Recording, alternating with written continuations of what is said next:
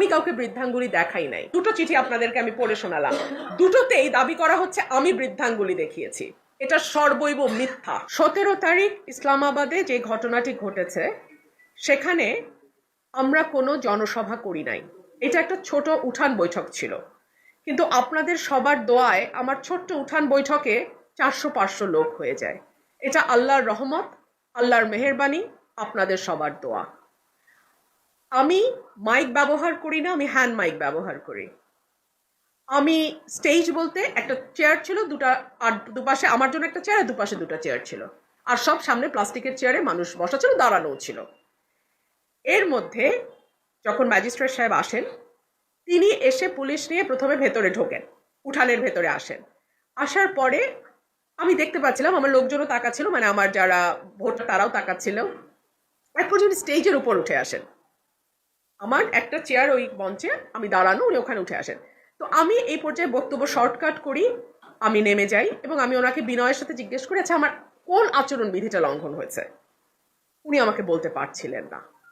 একটা পর্যায়ে আমি উত্তেজিত হয়ে বলি, সবাই প্রচারণা করছে, আপনাদেরকে বৃদ্ধাঙ্গুলি দেখাচ্ছে। কিভাবে বলি?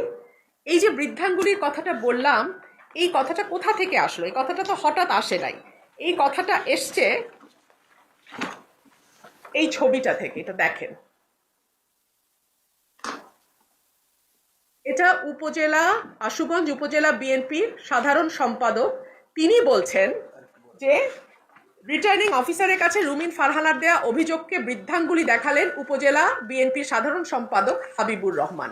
এটা ব্রাহ্মণবাড়িয়া নিউজে বড় করে গেছে। আমি সেটা ওনাকে দেখেছি যে মানুষ, অন্য প্রার্থীর কর্মীরা এভাবে আপনাদেরকে বৃদ্ধাঙ্গুলি দেখায়, আপনারা কিছু করতে পারেন না। এটাই আমি বলেছি, আমি কাউকে বৃদ্ধাঙ্গুলি দেখাই নাই। অর্থাৎ চিন্তা করে দেখুন, সরকারি চিঠি, দুটো চিঠি আপনাদেরকে আমি পড়ে শোনালাম, দুটোতেই দাবি করা হচ্ছে আমি বৃদ্ধাঙ্গুলি দেখিয়েছি। এটা সর্বৈব মিথ্যা। আমি ম্যাজিস্ট্রেটকে বলেছি যে অন্য প্রার্থীর কর্মী সমর্থকরা এই যে বৃদ্ধাঙ্গুলি দেখায়, আপনারা একটু দয়া করে এটা দেখুন, সবাই দেখুন, ছবিটা নিন। এটা নিউজও হয়েছে, এটার বড় হচ্ছে এই যে দেখেন।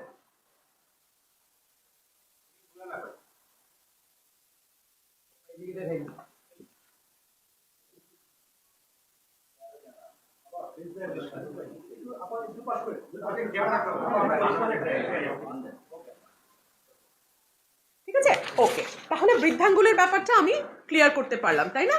আচ্ছা, এবং এই যে প্রশাসন সেখানে উপস্থিত ছিল। হাবিব সাহেব যখন বৃদ্ধাঙ্গুলি দেখান তখন প্রশাসন এখানে উপস্থিত, কিচ্ছু করে নাই।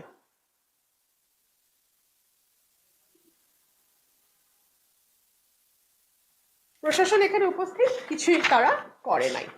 এরপরে আসেন 17 তারিখ, আমার এই ঘটনার পরে আমাকে 40,000 টাকা জরিমানা করেছে, তো আপনারা শুনলেন, চিঠিতে লেখা আছে, তাই না?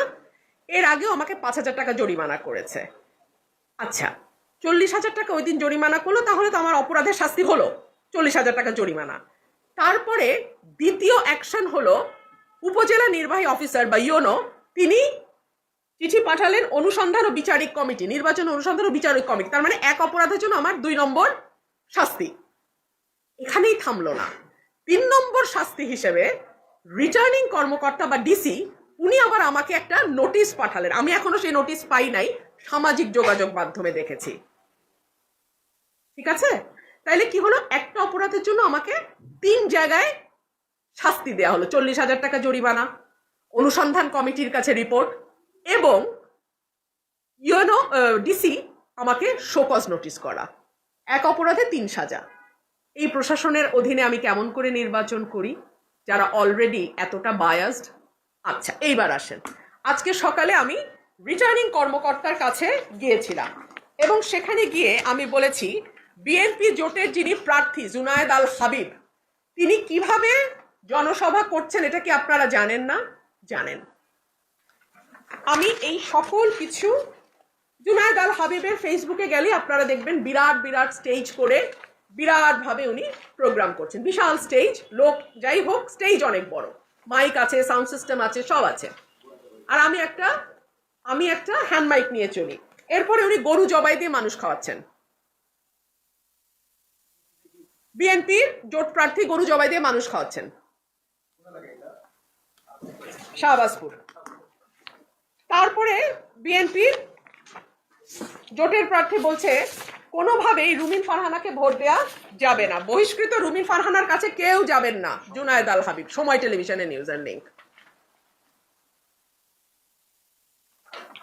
এগুলো যখন আমি ডিসি সাহেবকে দেখালাম এবং দেখি ওনাকে বিনীতভাবে প্রশ্ন করলাম, আমি তো এখন পর্যন্ত ৪৫,০০০ টাকা জরিমানা দিয়েছি, বিএনপি জোটের প্রার্থী কত টাকা জরিমানা দিয়েছে?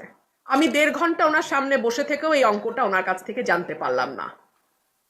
ওনারা জানেন না বিএনপি প্রার্থীর জরিমানা দিয়েছে কিনা।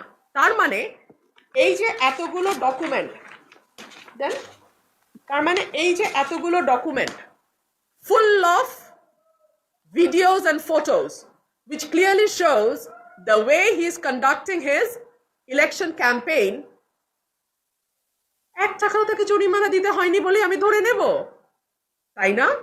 আপনারা আমাকে বলেন তাহলে ইলেকশনের লেভেল প্লেইং ফিল্ডটা কোথায় আছে? এই ডিসি, এই ইউনোর অধীনে আমি কি বিচার পাবো?